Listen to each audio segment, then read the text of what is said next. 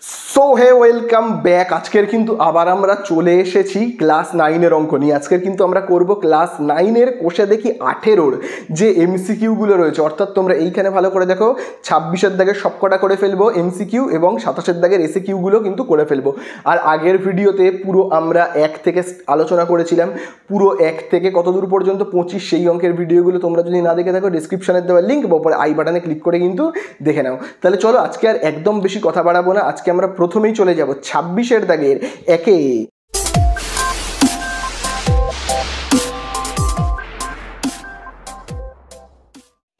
তো দেখো আমরা বৃত্তের ক্ষেত্রফলের এমসিকিউ স্টার্ট করে ফেলি। তাহলে দেখো 26-এর দাগের যে এমসিকিউগুলো আছে, তো দেখো প্রথমেই 1-এর দাগে কি বলে দিয়েছে, একটি বৃত্তাকার ক্ষেত্রের ক্ষেত্রফল দেখো বলে দিয়েছে এক্স বর্গ একক। তারপরে দেখো বলে দিয়েছে পরিধি ওয়াই একক এবং ব্যাসের দৈর্ঘ্য হলো জেড একক। তাহলে চলো আমরা যদি একটা একটা করে এখানে লিখি, তাহলে দেখো বলে দিয়েছে বৃত্তাকার ক্ষেত্রের ক্ষেত্রফল। তাহলে দেখো বৃত্তাকার ক্ষেত্রের ক্ষেত্রফল, আমি দেখো এখানে লিখছি একেবারে বৃত্তের ক্ষেত্রফল বলে, ঠিক আছে, বৃত্তের ক্ষেত্রফল। তাহলে দেখো কি বলে দিয়েছে বৃত্তের ক্ষেত্রফল। আমরা এমনিতে কি জানি, আমরা বৃত্তের ক্ষেত্রফল বলতে বুঝি পাই আর স্কোয়ার। আর এইখানে অঙ্কের মধ্যে দেখো বলে দিয়েছে বৃত্তাকার ক্ষেত্রের ক্ষেত্রফল হলো কি এক্স বর্গ একক। তাহলে পাই আর স্কোয়ারও যা বইতে বলে দিয়েছে এক্স বর্গ একক, ঠিক আছে, এক্স বর্গ একক, বোঝা গেল। তারপরে দেখবে রয়েছে পরিধি হলো ওয়াই একক, পরিধি। তাহলে একইভাবে দেখো বৃত্তের পরিধি, তাহলে বৃত্তের লিখবো আমরা কি পরিধি। তাহলে আমরা বৃত্তের পরিধি মানে এতদিন কি জেনে এসেছি, বৃত্তের পরিধি মানে হলো 2 আর, তাই তো। আর বইয়ের মধ্যে দেখো বৃত্তের পরিধি মানে কি বলে দিয়েছে ওয়াই একক। তাহলে বৃত্তের পরিধি মানে কি বলে দিয়েছে ওয়াই একক, বোঝা গেল। তারপরে দেখো আবার একইভাবে বলে দিয়েছে ব্যাসের দৈর্ঘ্য। তাহলে দেখো আমি লিখছি বৃত্তের ব্যাসের দৈর্ঘ্য, বা আমি বৃত্তের ব্যাস বলে লিখছি। আমরা ব্যাস মানে কি জানি, আমরা ব্যাস মানে জানি কিন্তু 2r, তাই না, আমরা বৃত্তের ব্যাস মানে জানি 2r। আর বইয়ের মধ্যে দেখো ব্যাসকে কোন লেটার দিয়ে চিহ্নিত করছে, জেড দিয়ে, জেড একক। এইবারে আমাদের কাছে দেখি কি জানতে চেয়েছে, দেখো আমাদের কাছে জানতে চেয়েছে, দেখো আমাদের কাছে জানতে চেয়েছে X by Y Z equal to কত, এইটা জানতে চেয়েছে। তাহলে চলো সেটাকে আমরা লিখবো। দেখো এক্সের জায়গাতে কি লিখবো, দেখো এই যে দেখো এক্স মানে হলো কি পাই আর স্কোয়ার। তাহলে আমরা এক্সের জায়গাতে কি লিখবো, পাই আর স্কোয়ার, বোঝা গেল। তারপরে দেখো লেখা রয়েছে জেড, এই সরি ওয়াই, ওয়াই এর জায়গাতে আমরা কি লিখবো, এই দেখো ওয়াই এর জায়গাতে লিখবো 2πr। তাহলে ওয়াই এর জায়গাতে আমরা কি লিখবো 2πr, বোঝা গেল। তারপরে দেখো এখানে কোনো চিহ্ন নেই, তার মানে কি গুণ চিহ্ন, লেখা রয়েছে জেড, জেড মানে আমরা কি লিখবো, এই দেখো জেড মানে হলো 2r। তাহলে দেখো আমরা এখানে জেড মানে কি লিখবো 2r, বুঝতে পারলে তো, আশা করি তোমরা বুঝতে পারলে। চলো এবারে আমরা দেখবো কি কাটাকুটি যায়। দেখো উপরে পাই নিচে পাই কেটে যাবে, উপরে দেখো কি লেখা রয়েছে তাহলে শুধুমাত্র আর স্কোয়ার। নিচে দেখো কি রয়েছে, দেখো 2 গুণ 2 তার মানে কত হবে 4। আবার দেখো আর ইন্টু আর তার মানে কত হবে, আর এর মাথাতে স্কোয়ার হবে, বুঝতে পারলে। তাহলে কি কি কাটবে, নিচে আর স্কোয়ার ওপরে আর স্কোয়ার, কেটে গেলে দেখো পড়ে কি থাকবে, নিচে 4, এই 4টা পড়ে রইল, আর উপরে কিছু নেই মানে কি 1। তাহলে এই হয়ে গেল আমাদের অ্যান্সার। তাহলে এই অ্যান্সারটা কত নম্বরে রয়েছে, দেখো এই অ্যান্সারটা দেখো রয়েছে বি এর দাগে। তাহলে বি এর দাগেই হবে কিন্তু আমাদের অ্যান্সারটা, বোঝা গেল। তাহলে আশা করি তোমরা বুঝতে পারলে। এইবারে আমরা চলে যাব কতর দাগে, 26-এর দাগের 2-তে, ঠিক আছে। তো আমি দেখো এটাকে মুছে দিই। তো দেখো এবারে আমরা করব 26-এর দাগের 2-এরটা প্রচণ্ড ইম্পর্টেন্ট, স্টার মার্কিং করবে। দেখো বলে দিয়েছে একটি বৃত্তের পরিলিখিত এবং অন্তর্লিখিত বর্গক্ষেত্র দ্বয়ের ক্ষেত্রফলের অনুপাত। তাহলে দেখো এখানে বলে দিয়েছে একটা বৃত্তের পরিলিখিত আর অন্তর্লিখিত বর্গক্ষেত্র। তাহলে এই হলো একটা বৃত্ত, ঠিক আছে, এই হলো একটা বৃত্ত। এবারে এই বৃত্তের আমরা পরিলিখিত বর্গক্ষেত্র মানে বর্গক্ষেত্রটা যখন বৃত্তের বাইরে থাকবে তখন তাকে আমরা কি বলবো, তখন তাকে আমরা বলবো কিন্তু পরিলিখিত বর্গক্ষেত্র, ঠিক আছে, তখন তাকে আমরা বলবো পরিলিখিত বর্গক্ষেত্র। অর্থাৎ বর্গক্ষেত্রটা তখন দেখতে না এইরকম ধরনের হবে, এইরকম ধরনের হবে, তখন তাকে আমরা বলবো কি পরিলিখিত বর্গক্ষেত্র, বোঝা গেল। আর দেখো অন্তর্লিখিত বর্গক্ষেত্র মানে কি, অন্তর্লিখিত বর্গক্ষেত্র মানে হলো এই তো ভাবো একটা বর্গক্ষেত্র, এই হলো একটা বর্গক্ষেত্র, এবারে বর্গক্ষেত্রের বাইরে থেকে যখন বৃত্ত, ঠিক আছে, অর্থাৎ বর্গক্ষেত্রটা যখন বৃত্তের ভেতরে, ঠিক আছে, দেখো তাহলে এখানে কি হলো, এই যে বর্গক্ষেত্রটা দেখতে পাচ্ছ তো, আমি যদি নাম দিই এ বি সি ডি, এই যে বর্গক্ষেত্রটা সেটা দেখো বৃত্তের বাইরে রয়েছে। আর আমি এইখানে যে বর্গক্ষেত্রটা এঁকেছি, ভাবো জি এইচ আই জে, এই যে বর্গক্ষেত্রটা এঁকেছি সেই বর্গক্ষেত্রটা দেখো বৃত্তের কি ভেতরে, অর্থাৎ এইটা হলো কি অন্তর্লিখিত বর্গক্ষেত্র আর এইটা হলো কি পরিলিখিত বর্গক্ষেত্র। এবারে এই দুটো বর্গক্ষেত্রের ক্ষেত্রফলের অনুপাত কিন্তু জানতে চেয়েছে। তাহলে দেখো খুব ভালো করে দেখো, প্রথমে এই ছবিটা, অর্থাৎ এই ছবিটাকে আমরা কি বলবো, এটাকে কিন্তু আমরা বলবো পরিলিখিত, খুব ভালো করে জানবে, পরিলিখিত বর্গক্ষেত্র, বোঝা গেল?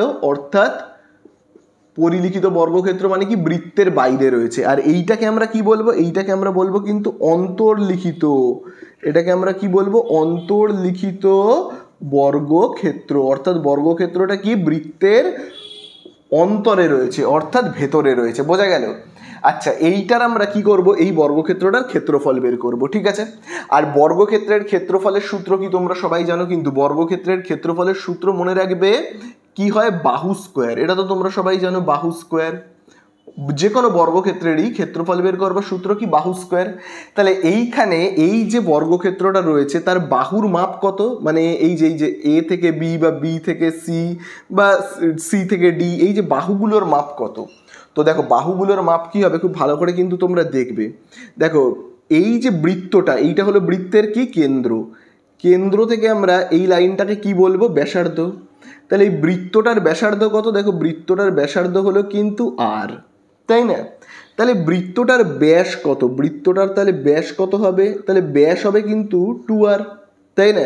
তাহলে এই যে বৃত্তটা, এই বৃত্তের ব্যাসের যা দৈর্ঘ্য সেটা হলো বর্গক্ষেত্রের একটা বাহুর দৈর্ঘ্য, বোঝা গেল? তাহলে দেখো এখানেই তোমরা দেখতে পাবে, দেখো ব্যাসের যা দৈর্ঘ্য আর বর্গক্ষেত্রের বাহুর দৈর্ঘ্য দুটোই একই হচ্ছে না, বোঝা গেল তো?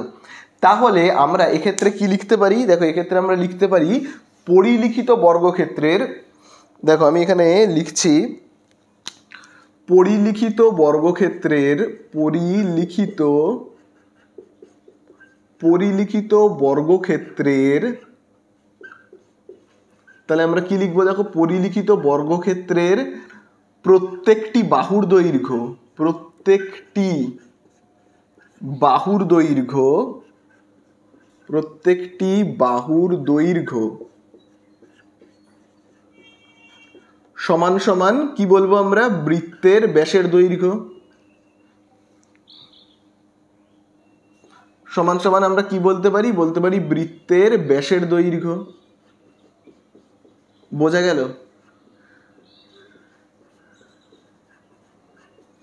তাহলে দেখো বৃত্তের ব্যাসের দৈর্ঘ্য যা হবে আর বাহুর দৈর্ঘ্য তাই হবে। তাহলে পরিলিখিত বর্গক্ষেত্রের ক্ষেত্রফল কত হবে, তাহলে দেখো আমরা এখানে লিখব পরিলিখিত বর্গক্ষেত্রের ক্ষেত্রফল। তাহলে এখানে আমি দেখো লিখছি পরিলিখিত বর্গক্ষেত্রের ক্ষেত্রফল, বর্গক্ষেত্রের ক্ষেত্রফল। তাহলে পরিলিখিত বর্গক্ষেত্রের ক্ষেত্রফল এর সূত্র কি হবে, ক্ষেত্রফলের সূত্র আমরা কি জানি, বাহু স্কোয়ার, তাই তো? তাহলে বাহু স্কোয়ার তো লিখবো, তাহলে এক্ষুনি দেখো এখানে কি লেখা রয়েছে, বাহুর দৈর্ঘ্য যা হবে বৃত্তের ব্যাসের দৈর্ঘ্য কিন্তু তাই হবে। তাহলে বাহুর জায়গাতে আমি কি লিখতে পারি, বৃত্তটার ব্যাসের দৈর্ঘ্য, অর্থাৎ বৃত্তের ব্যাসের দৈর্ঘ্য কত, 2r, তাই না? আর এখানে যেরকম স্কোয়ার আছে, তাহলে এখানে দেখো কত হচ্ছে, ব্র্যাকেটটা তুলে দিলে, এই ব্র্যাকেটটা তুলে দিলে স্কোয়ারটা একবার 2 এর মাথায় অর্থাৎ 4, তারপরে আর এর মাথায় অর্থাৎ আর এর স্কোয়ার, পাশে আমরা কি লিখবো, বর্গ একক। তাহলে আমরা কি পেলাম, পরিলিখিত বর্গক্ষেত্রের ক্ষেত্রফল পেলাম। তো এইবারে আমরা চলে আসবো এই যে অন্তর্লিখিত বর্গক্ষেত্র, খুব ভালো করে দেখবে এই যে অন্তর্লিখিত বর্গক্ষেত্রের, খুব ভালো করে দেখো ব্যাসার্ধ মানে আমরা কি জানি, দেখো ব্যাসার্ধ মানে আমরা বুঝি কিন্তু কেন্দ্র থেকে শুরু করে পরিধি পর্যন্ত যে কোনো লাইন, ঠিক আছে, পরিধি পর্যন্ত যে কোনো লাইনই হলো কিন্তু ব্যাসার্ধ, তাই তো? তাহলে আবার দেখো, ভাবো এইটা হলো একটা ব্যাসার্ধ, আবার এইটাও হলো একটা ব্যাসার্ধ, তাহলে দুটো ব্যাসার্ধকে আমরা একত্রে কি বলি, ব্যাস। তাহলে এক্ষেত্রেও দেখো কেন্দ্র থেকে শুরু করে বৃত্তের পরিধি পর্যন্ত, কেন্দ্র থেকে শুরু করে, খুব ভালো করে দেখবে, কেন্দ্র থেকে শুরু করে বৃত্তের পরিধি পর্যন্ত এই লাইনটা হলো ব্যাসার্ধ, আবার কেন্দ্র থেকে শুরু করে পরিধি পর্যন্ত এই লাইনটা ব্যাসার্ধ, তাহলে টোটাল এই লাইনটা কি ব্যাস, তাই না? পুরো এই লাইনটা কি ব্যাস। তাহলে এই লাইনটা যেমন বৃত্তের ব্যাস, ঠিক তেমনই এই লাইনটা হলো এই বর্গক্ষেত্রটার কি কর্ণের দৈর্ঘ্য, তাই না? এই বর্গক্ষেত্রটার কর্ণের দৈর্ঘ্য। তাহলে আমরা এখানে কি বলতে পারি, খুব ভালো করে দেখবে, অন্তর্লিখিত বর্গক্ষেত্রের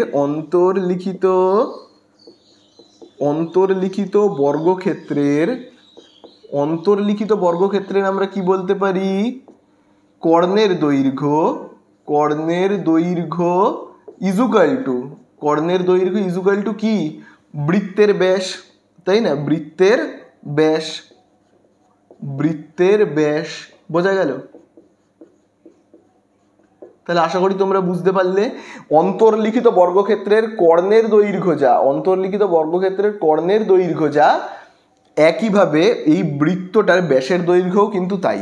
তাহলে চলো এবারে আমরা কি করব, এই অন্তর্লিখিত বর্গক্ষেত্রের ক্ষেত্রফল বের করব। ঠিক আছে, তাহলে দেখো এখান থেকে আমরা যেটা বুঝলাম সেটা হলো অন্তর্লিখিত বর্গক্ষেত্রের কর্ণের যা দৈর্ঘ্য, তাহলে দেখো কর্ণের দৈর্ঘ্যের সূত্র আমরা কি জানি, √2 ইন্টু বাহু সমান সমান, দেখো এখানে কি লেখা রয়েছে, বৃত্তের ব্যাস।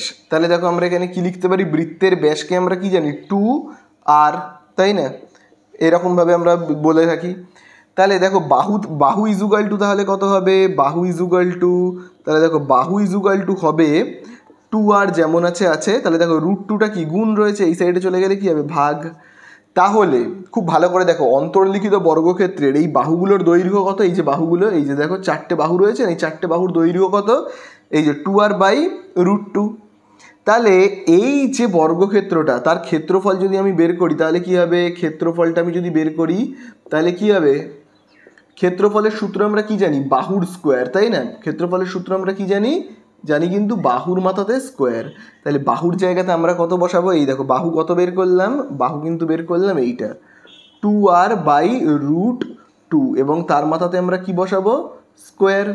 তাহলে কত হচ্ছে, খুব ভালো করে দেখো, এই স্কোয়ারটা একবার 2 এর মাথায় বসবে, একবার r এর মাথায়, একবার √2 এর মাথায়। 2 এর মাথায় বসলে কত হবে, দেখো আমি এখানটায় যদি করি 2 এর মাথায় বসলে হবে 4, r এর মাথায় যদি বসে তাহলে কি হবে, r এর স্কোয়ার।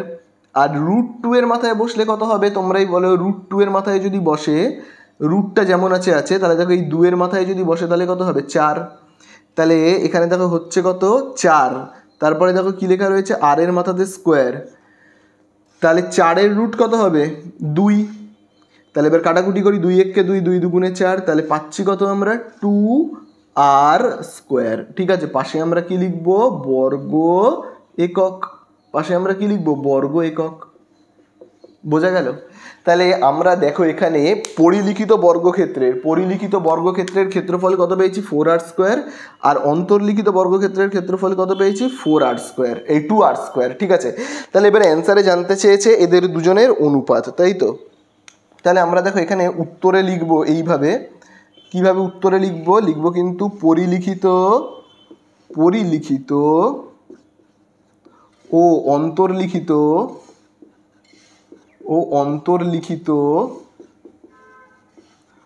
তাহলে কি লিখবো, পরিলিখিত অন্তর্লিখিত বর্গক্ষেত্রের ক্ষেত্রফলের অনুপাত। তাহলে ক্ষেত্রফলের অনুপাত কত হবে, পরিলিখিত এবং অন্তর্লিখিত বর্গক্ষেত্রের ক্ষেত্রফলের অনুপাত। দেখো পরিলিখিত বর্গক্ষেত্রের ক্ষেত্রফল দেখো এই যে কত, 4r², তাই না? 4r² = অনুপাত জানতে চেয়েছে। এবার অন্তর্লিখিত বর্গক্ষেত্রের ক্ষেত্রফলের অনুপাত এই যে দেখো এখানে লেখা রয়েছে 2r², তাহলে এখানে হবে কত, 2r²। তাহলে শেষ পর্যন্ত কি দাঁড়াচ্ছে, r², এই r² কাটবো, তাহলে থাকছে কত, দেখো এখানে থাকছে 4:2। তারপরে দেখো আমরা যদি আবার অনুপাত করি, দেখো এখান থেকে 2 1 কে 2, 4কে ভাগ করলে হবে 2, অর্থাৎ 2:1, বোঝা গেল? তাহলে এই হয়ে গেল আমাদের অ্যান্সার। তাহলে এর পাশে আমরা জাস্ট কি লিখে দেবো, অ্যান্সার বলে। ঠিক আছে, অ্যান্সার বলে লিখে দেবো, এবং 2:1 এই অ্যান্সারটা দেখো কত নম্বরে দেখো রয়েছে কিন্তু সি এর দাগে। ঠিক আছে, তো এই হয়ে গেল 2 এর দাগেরটা। তো চলো এবার আমি 2 এর দাগেরটা মুছে দিয়ে 3 এর দাগেরটায় চলে যাই। তো দেখো এবারে আমরা করব কিন্তু কত দাগেরটা, 3-এর দাগেরটা। দেখো 3-এর দাগে কি বলে দিয়েছে একটা বৃত্তাকার ক্ষেত্রের পরিধি ও ক্ষেত্রফলের সাংখ্যমান যদি সমান হয়, ওই বৃত্তের পরিলিখিত বর্গক্ষেত্রের কর্ণের দৈর্ঘ্য কত। তাহলে দেখো এখানে বলে দিয়েছে বৃত্তাকার ক্ষেত্রের পরিধি এবং ক্ষেত্রফলের সাংখ্যমান সমান। তাহলে দেখো বৃত্তাকার ক্ষেত্রের কি বলে দিয়েছে, পরিধি এবং ক্ষেত্রফলের সাংখ্যমান কিন্তু সমান। ঠিক আছে, ক্ষেত্রফল বলে আমি দেখো লিখছি, পরিধি আর ক্ষেত্রফল কি সমান। তাহলে দেখো পরিধির জায়গাতে আমরা কত বসাবো, বৃত্তের পরিধি মানে আমরা কি জানি 2πr। ক্ষেত্রফলের জায়গায় কি বসাবো, πr², তাই না। এইবার এখান থেকে আমরা আর এর মানটাকে বের করি। তাহলে দেখো খুব ভালো করে কিন্তু দেখবে, দেখো এখান থেকে পাই আর পাই কেটে যাবে, তাহলে থাকছে কি 2r, আর এখানে r² যেমন আছে। এইবারে দেখো এই যে rটা গুণ রয়েছে এই সাইডে এবার পাঠিয়ে দেবো, পাঠালে কি হবে, ভাগ হয়ে যাবে। বোঝা গেল তো।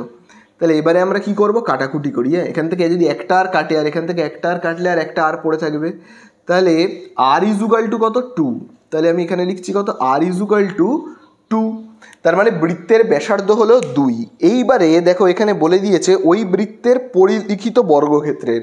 তাহলে দেখো পরিলিখিত বর্গক্ষেত্র মানে কি, পরিলিখিত বর্গক্ষেত্র মানে হলো বর্গক্ষেত্রটা কোথায় থাকবে, বৃত্তের বাইরে। এইভাবে একটা বৃত্ত, তো পরিলিখিত বর্গক্ষেত্র হবে এই রকম। ঠিক আছে,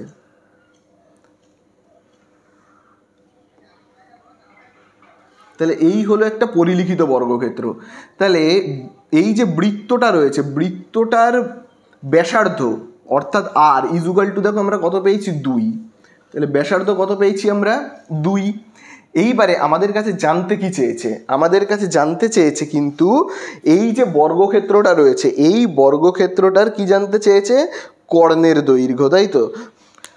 তাহলে তাহলে দেখো এই যে বৃত্তটার ব্যাসার্ধ 2, তাহলে ব্যাস কত, অর্থাৎ এই পুরোটা কত। ব্যাসার্ধ যদি 2 হয় তাহলে ব্যাস কত, তাহলে ব্যাস দেখো কত হবে, ব্যাস হবে 4, তাই না।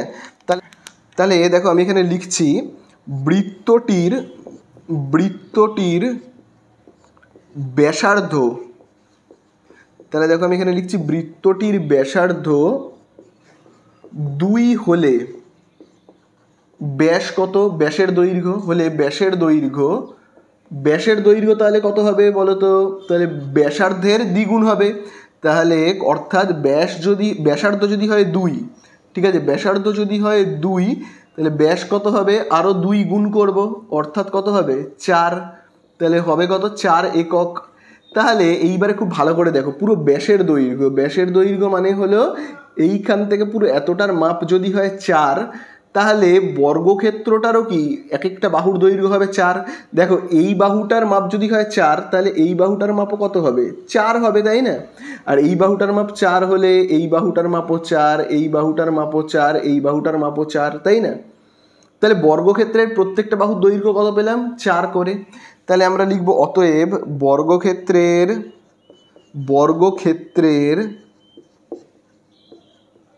প্রতিটি বাহুর দৈর্ঘ্য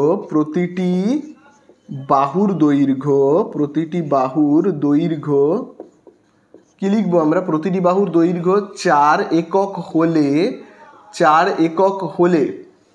তাহলে 4 একক যদি হয়, কর্ণের দৈর্ঘ্য তাহলে কত হবে, কর্ণের দৈর্ঘ্য 4 একক হলে কর্ণের দৈর্ঘ্য হবে, তাহলে খুব ভালো করে দেখবে, কর্ণের দৈর্ঘ্য বের করবার সূত্র কি, √2 ইন্টু বাহু।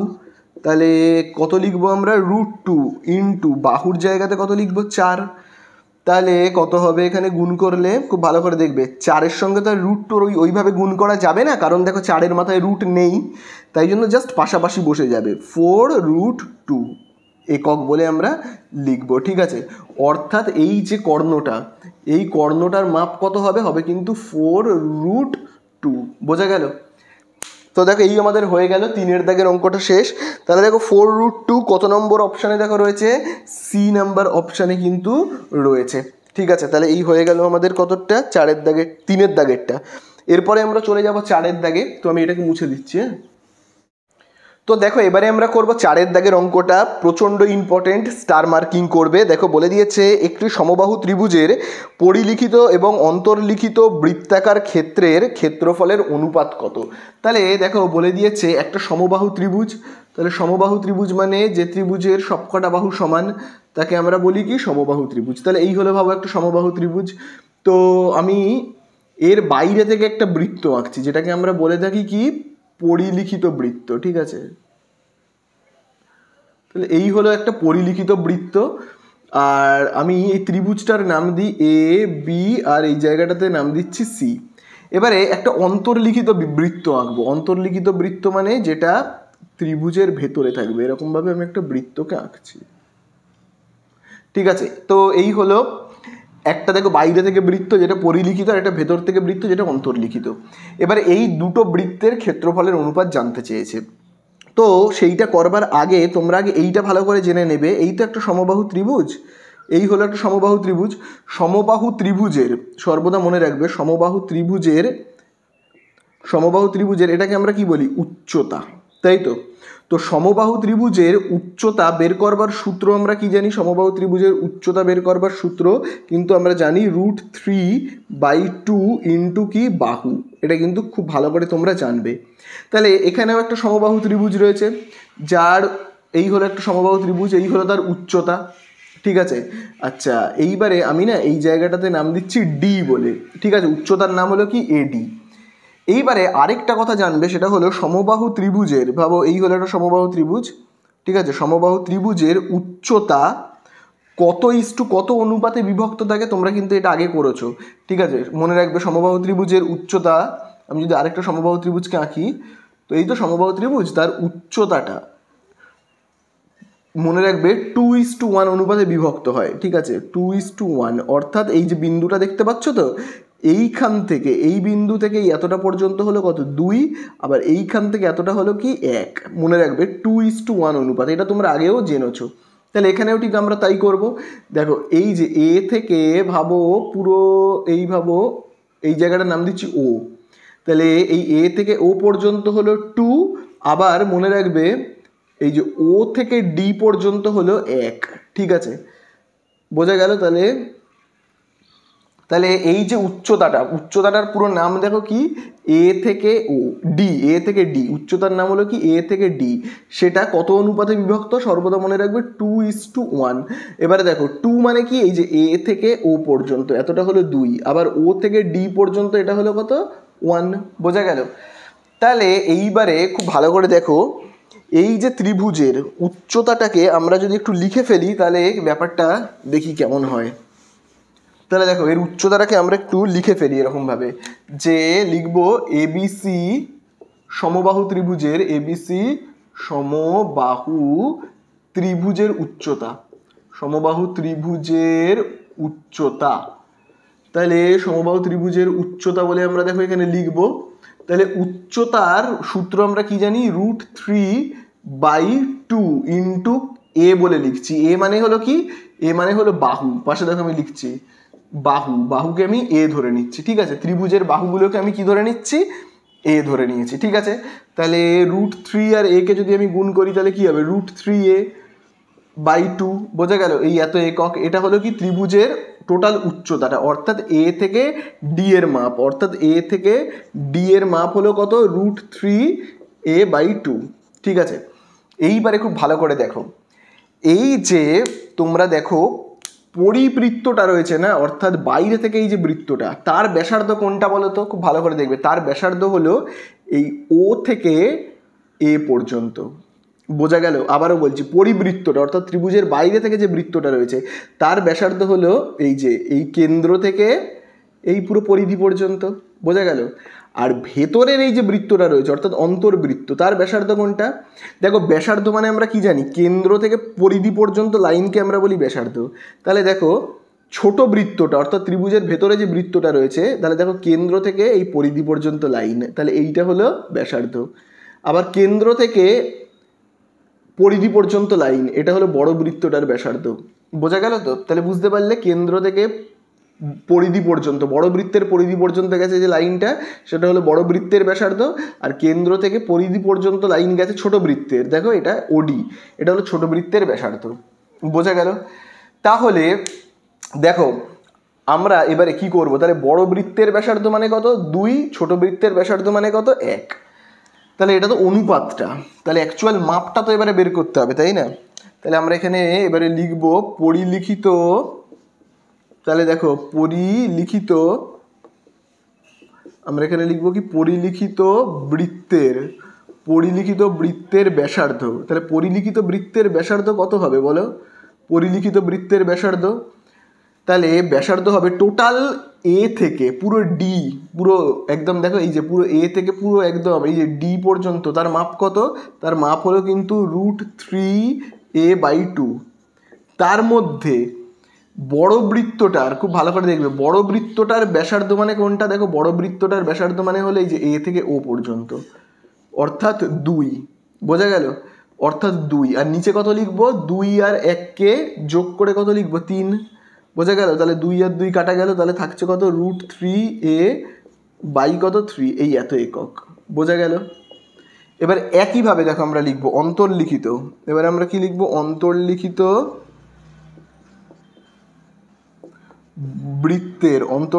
বৃত্তের ব্যাসার্ধ। তাহলে অন্তর্লিখিত বৃত্তের ব্যাসার্ধ কত হবে? পুরো উচ্চতাটার মাপ কত? পুরো উচ্চতাটা অর্থাৎ এ থেকে পুরো ডি এর মাপ কত? √3a/2। তার মধ্যে অন্তর্লিখিত বৃত্তটার ব্যাসার্ধ মানে কত? এই একটা, তাই না? অন্তর্লিখিত বৃত্তটার ব্যাসার্ধ মানে কত? এই একটা। তাহলে উপরে লিখবো 1, নিচে কত লিখবো? এই যে 1 আর 2, এই 2 আর 1কে যোগ করে কত লিখবো? 3 লিখবো। তাহলে এখানে হবে কত? কাটাকুটি তো যাবে না, তাহলে 3a আর 1কে গুণ করলে কত হবে? √3a। আর দেখো 2 আর 3কে গুণ করলে কত হবে? 6। বোঝা গেল? তাহলে এই হয়ে গেল। এবারে দুজনের কি করব আমরা? ক্ষেত্রফলের অনুপাত বের করব, তাই তো? তাহলে চলো আমরা এখানে উত্তরে লিখব অতএব, এখানে আমরা কি লিখব? পরিলিখিত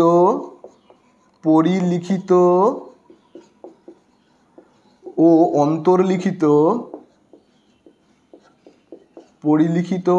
অন্তর্লিখিত বৃত্তের ক্ষেত্রফলের অনুপাত। তাহলে দেখো আমরা লিখব ক্ষেত্রফলের অনুপাত।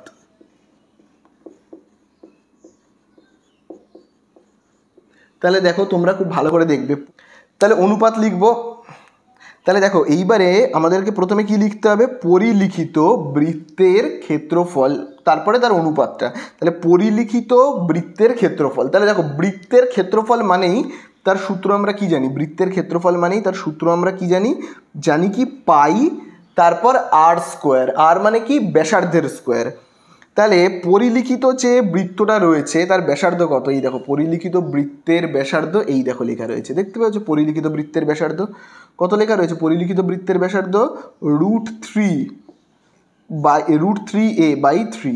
বোঝা গেল? এই হলো পরিলিখিত বৃত্তের ব্যাসার্ধ। তাহলে আর এর মাথায় স্কোয়ার মানে কি? ব্যাসার্ধের মাথায় স্কোয়ার। তাহলে এখানেও আমরা দেবো কি? স্কোয়ার = তারপরে দেখো লেখা রয়েছে অন্তর্লিখিত বৃত্তের, আচ্ছা অন্তর্লিখিত বৃত্ত, তাহলে এই হলো অন্তর্লিখিত বৃত্ত। আচ্ছা ক্ষেত্রফলের অনুপাত, তাহলে ক্ষেত্রফলের সূত্র কি আমরা জানি? πr²। তাহলে πr² মানে কি? ব্যাসার্ধের স্কোয়ার। তাহলে দেখো এই যে অন্তর্লিখিত বৃত্তের ব্যাসার্ধ, দেখো কি লেখা রয়েছে? অন্তর্লিখিত বৃত্তের ব্যাসার্ধ √3a/ কত লেখা রয়েছে? দেখো 6। এবং তারপরে দেখো এখানে কি লিখবো আমরা? স্কোয়ার। বোঝা গেল? তাহলে এই হলো পরিলিখিত বৃত্তের ক্ষেত্রফল, আর এই হলো কি? অন্তর্লিখিত বৃত্তের ক্ষেত্রফল, এবং তাদের কি? এটা অনুপাত। ঠিক আছে? তাহলে দুদিক থেকে কি কি কেটে যাবে? দেখো এই হলো পাই আর এই হলো পাই, কেটে যাবে। এইবারে চলো আমি এই ছবিটাকে মুছে দিই, দিয়ে আমি এইখানে অঙ্কটাকে করি। ঠিক আছে? খুব ভালো করে কিন্তু এবারে দেখবে। আমি যদি দেখো এইখানে অঙ্কটাকে করি, তাহলে দেখো ব্র্যাকেটটা যদি আমি তুলে দিই, ব্র্যাকেটগুলোকে যদি তুলে দিই, তাহলে স্কোয়ারটা একবার √3-এর মাথায়, আচ্ছা √3-এর মাথায় বসলে কত হবে? রুট আছে, স্কোয়ারটা যদি 3-এর মাথায় বসে কত হবে? 9 হবে। তারপরে দেখো এখানে রয়েছে এর মাথায় যদি বসে তাহলে কি হবে? a²।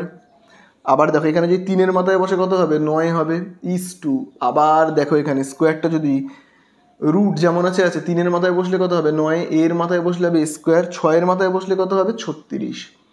দুদিক থেকে কি কাটবে, √9 এ স্কোয়ার, তাহলে থাকছে কি 1/9 ইস টু 1/36, তাই তো। তাহলে 1/9 যেমন আছে খুব ভালো করে দেখবে, ইস টুর জায়গায় আমরা গুণ চিহ্ন দেবো। ঠিক যেরকমভাবে ভাগ চিহ্ন থাকলে আমরা কি করি, গুণ চিহ্ন দিই, দিয়ে এটাকে উল্টে দিই, এখানেও তেমনই। তাহলে উল্টে দেবো, তারপর কাটাকুটি করি, 9-কে 9, 9-4 36, তাহলে ওপরে থাকছে কত 4, নিচে 1, অনুপাত করে লিখলে কত হবে 4:1। তাহলে এই হলো আমাদের অ্যান্সার। তো দেখি এইটা কত নম্বরে রয়েছে, দেখো এইটা কিন্তু রয়েছে তোমার 4-এর দাগেরটা, দেখো কত নম্বরে রয়েছে 4:1, তো এর দাগে রয়েছে, দেখবে এর উত্তরটাও দেখবে এর দাগেতেই রয়েছে। ঠিক আছে, তাহলে এই হয়ে গেল আমাদের অঙ্কটা শেষ। চলে যাব আমরা এবারে নেক্সট 5-এর দাগে। তাহলে দেখো এবারে আমরা চলে এসেছি, দেখো 5-এর দাগেরটায় দেখবে বলে দিয়েছে একটি বলয়াকৃতি, খুব ভালো করে দেখবে, একটি বলয়াকৃতি লোহার পাতের অন্তর্ব্যাস দেখো কত বলে দিয়েছে কিন্তু 20, এবং বহির্ব্যাস দেখো বলে দিয়েছে কত, বলে দিয়েছে কিন্তু 22। তাহলে দেখো খুব ভালো করে দেখো, এই হলো একটা বৃত্ত, আবার তার বাইরে থেকে আবার এরকমভাবে রয়েছে একটা বৃত্ত, ঠিক আছে, আর মাঝখানের এই যে অংশটাকে বলা হয় বলয়, ঠিক আছে। তাহলে এই হলো বলয়াকৃতি একটা পাত। এবার অন্তর্ব্যাস মানে কি, ভেতরের বৃত্তটার ব্যাস, তাকে বলা হয় কি অন্তর্ব্যাস। এই অন্তর্ব্যাসটা দেখো কত বলে দিয়েছে, দেখো তো এখানে অন্তর্ব্যাস দেখো বলে দিয়েছে কত 20, বোঝা গেল, অন্তর্ব্যাস বলে দিয়েছে 20। ঠিক আছে, তাহলে অন্তর্ব্যাসার্ধটা কত, অন্তর্ব্যাসার্ধটা আমি যদি এখানে লিখি অন্তর্ব্যাসার্ধটা তাহলে কত হবে, খুব ভালো করে দেখো, অন্তর্ব্যাসার্ধ হবে 20/2, অর্থাৎ কত হবে 10। আচ্ছা, এদের একক দেখো কি রয়েছে, সেমিতে রয়েছে, বোঝা গেল। তাহলে ব্যাসটা যদি হয় 20, তাহলে ব্যাসার্ধটা কত হবে, ব্যাসার্ধটা হবে কিন্তু 10, ব্যাসার্ধটা হবে কিন্তু 10, মনে রাখবে। এইবারে তাহলে এই হলো ব্যাসটাকে আবার আমি এঁকে দিই। এবারে দেখো বলে দিয়েছে বহির্ব্যাস মানে বড় বৃত্তটার ব্যাস। তাহলে এই হলো কিন্তু বড় বৃত্তের ব্যাস কত বলে দিয়েছে, দেখো বড় বৃত্তের ব্যাস কিন্তু বলে দিয়েছে 22, তাই তো।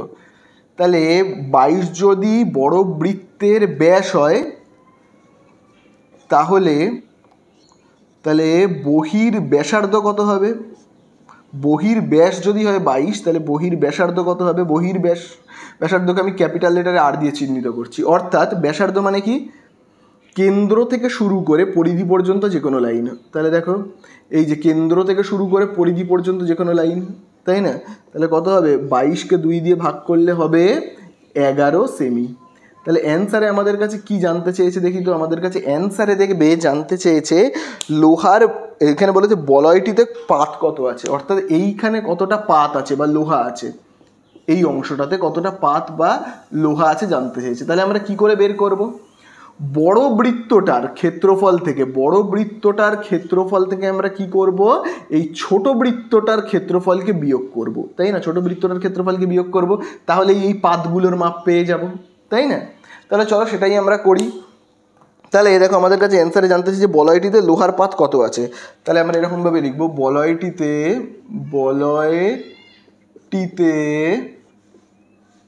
লোহার পাত আছে। তাহলে আমি কি বললাম, বড় বৃত্তের ক্ষেত্রফল থেকে আমরা বিয়োগ করব। বড় বৃত্তের ক্ষেত্রফল কি হবে, বড় বৃত্তের ক্ষেত্রফল হলো পাই আর স্কোয়ার, সেখান থেকে আমরা বিয়োগ করব ছোট বৃত্তের ক্ষেত্রফল, অর্থাৎ পাই আর স্কোয়ার, এইভাবে লিখব। এইবারে দেখো খুব ভালো করে দেখবে, পাই যেমন আছে ক্যাপিটাল লেটারে আরের জায়গাতে আমরা কত বসাবো, 11। তাহলে এখানে আমরা লিখবো কি 11 স্কোয়ার।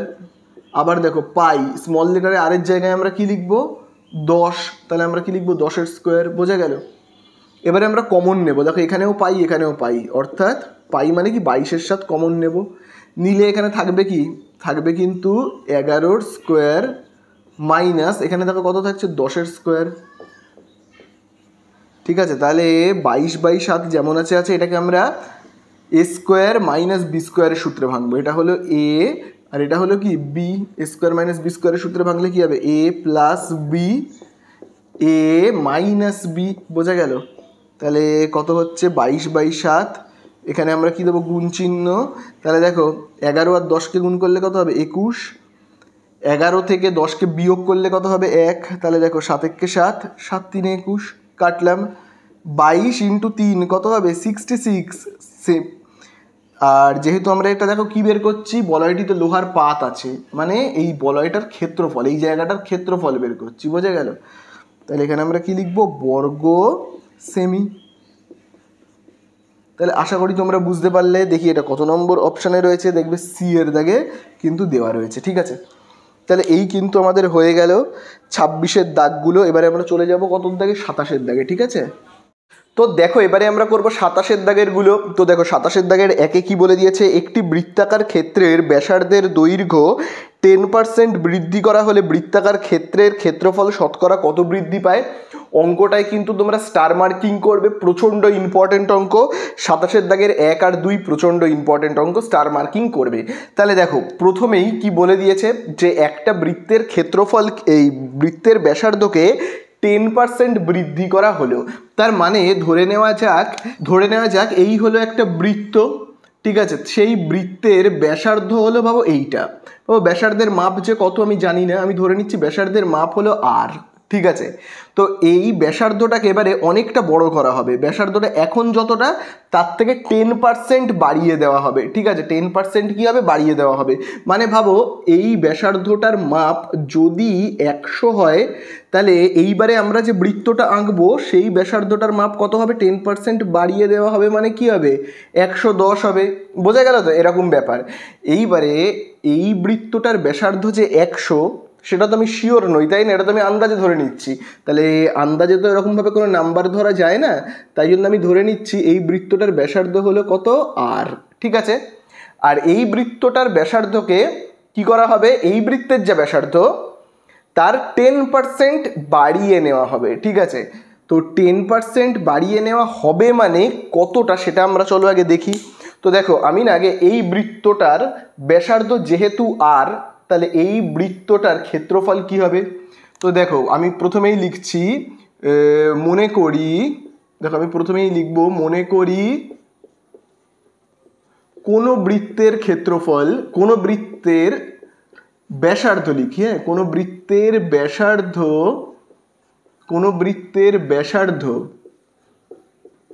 আর একক হলে ক্ষেত্রফল কি হবে।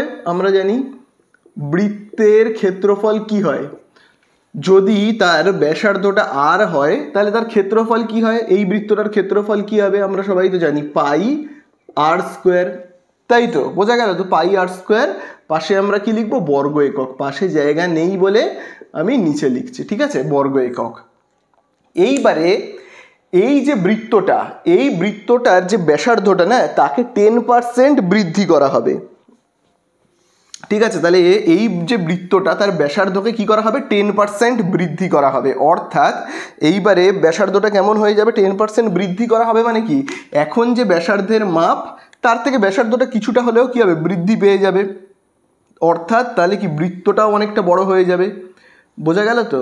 তাহলে আগে ছিল আর, এখন যদি 10% বৃদ্ধি পেয়ে যায় তাহলে কত হবে বলো তো? দেখো 10% বৃদ্ধি যদি পেয়ে যায় তাহলে কত হবে, চলো আমরা এবার একটু দেখি। তাহলে দেখো আমরা এখানে লিখব যে কি লিখব, বৃত্তটির ব্যাসার্ধ, বৃত্তটির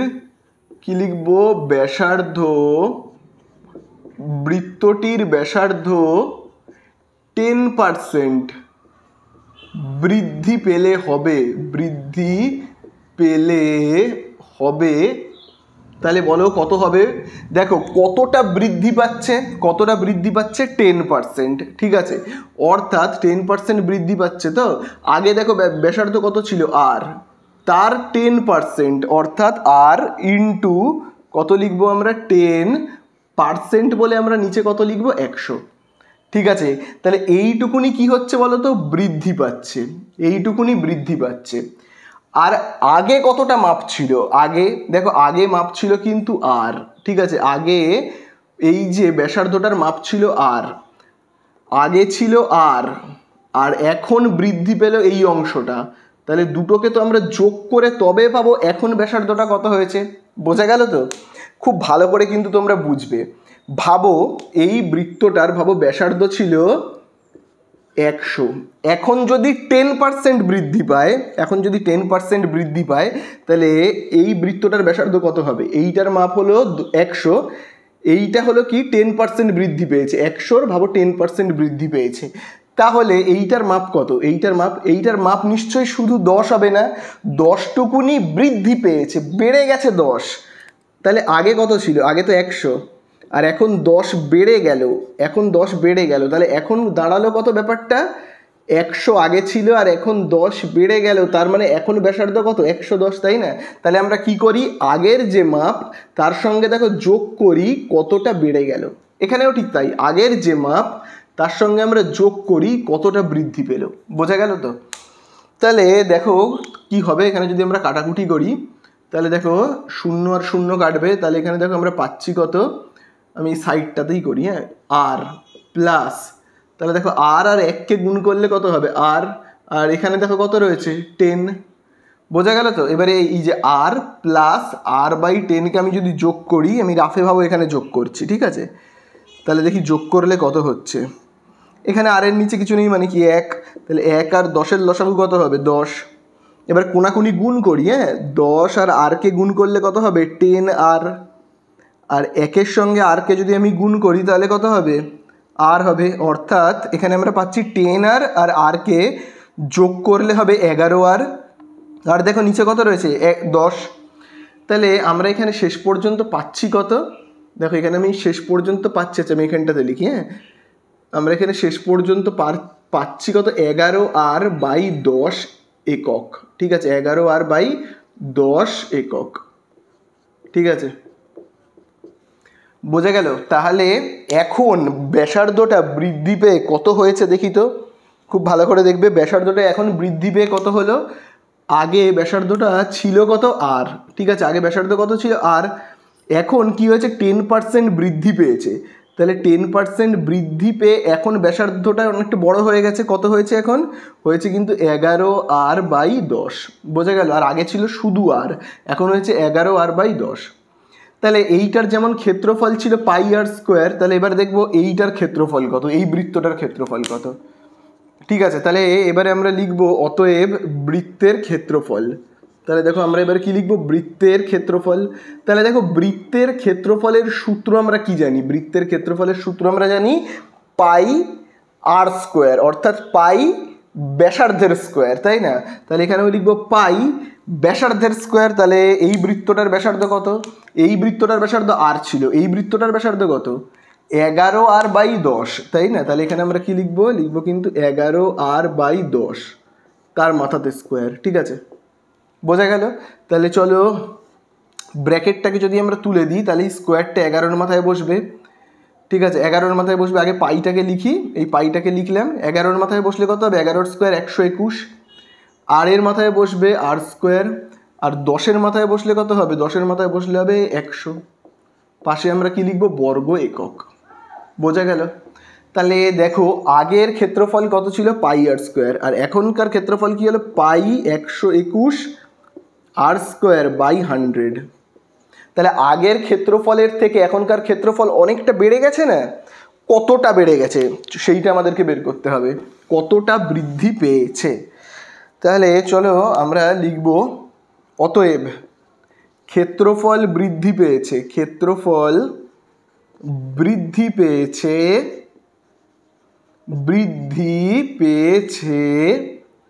কতটা বৃদ্ধি পেয়েছে? আগে ছিল এইটা, এখন হয়েছে এইটা, তাহলে এইটা থেকে আমাকে বিয়োগ করতে হবে। π121 r² থেকে আমি কি বিয়োগ করব? /100, এখান থেকে আমি কি বিয়োগ করব? আগের ক্ষেত্রফলটা কত ছিল? আগের ক্ষেত্রফল কি ছিল? πr²। তাহলে দেখি বিয়োগ করলে কত হয়। এর নিচে কিছু নেই মানে কি 1 ধরে নেব। তাহলে 100 আর 1-এর লসাগু কত হবে? 100। এবার কোনাকুনি গুণ করি। দেখো 1-এর কোনাকুনিতে গুণ করলে কত হবে? 1-এর সঙ্গে আমি যদি এই পুরোটাকে গুণ করি তাহলে হবে π121 r²।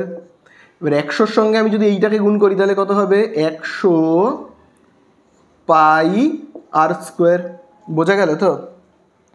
তাহলে দেখো আমি এবারে এই পাশটাকে মুছে দিই, এই বৃত্তটাকে মুছে দিই, হ্যাঁ। তো বিয়োগ করলে দেখি এবারে আমরা কত পাচ্ছি দেখো পাই। তাহলে এই দেখো 121 থেকে আমি যদি 100কে বিয়োগ করি তাহলে কত হবে 21 আর স্কোয়ার, নিচে কত হবে 100, পাশে আমরা কি লিখবো বর্গ একক। তাহলে এখন যে বৃত্তটা এখানে আঁকা ছিল আমি এক্ষুনি মুছে দিয়েছি যে বৃত্তটা, সেই বৃত্তটার ক্ষেত্রফল আগেরটার থেকে মানে এইটার থেকে কতটা বেশি, এই যে পাই 21 আর স্কোয়ার বাই 100 এই এত বর্গ একক বেশি। কিন্তু অ্যান্সারে জানতে চেয়েছে শতকরা কত বেশি। তাহলে আমরা চলো লিখবো অতএব ক্ষেত্রফল শতকরা বৃদ্ধি পেল, ক্ষেত্রফল শতকরা কত বৃদ্ধি পেল জানতে চেয়েছে, ক্ষেত্রফল শতকরা বৃদ্ধি পেল, ঠিক আছে বৃদ্ধি পেল। তাহলে কত বৃদ্ধি পেল দেখি তো, খুব ভালো করে দেখবে। দেখো সর্বদা কতটা বৃদ্ধি পেল তাকে আমরা কোথায় লিখবো, এই দাগটার উপরে লিখবো, ঠিক আছে।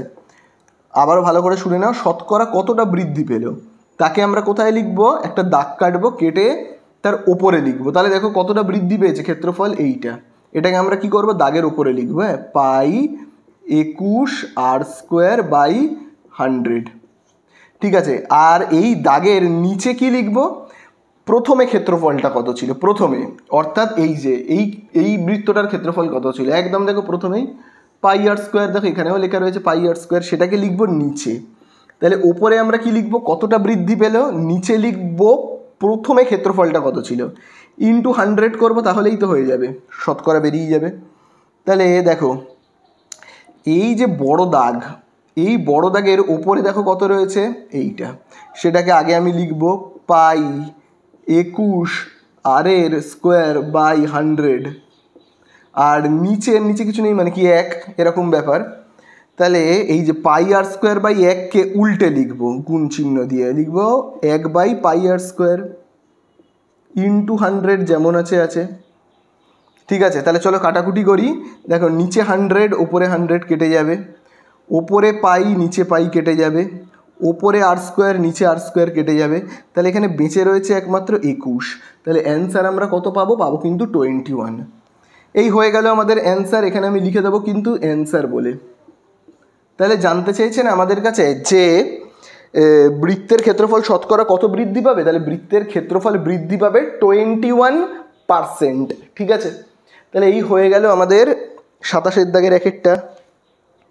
তাহলে দেখো এবারে আমরা চলে যাব 27 দাগের 2তে, যেখানে দেখো বলে দিয়েছে একটা বৃত্তাকার ক্ষেত্রের পরিসীমা 50% হ্রাস করা হলো, তাহলে বৃত্তাকার ক্ষেত্রের ক্ষেত্রফল কত পার্সেন্ট হ্রাস পাবে। তাহলে খুব ভালো করে কিন্তু বুঝবে, একটা বৃত্ত রয়েছে, ভাবেও এরকম একটা বড় বৃত্ত রয়েছে, ব্যাসার্ধ কত আমি জানি না, তো আমি ধরে নিচ্ছি ব্যাসার্ধটা আর।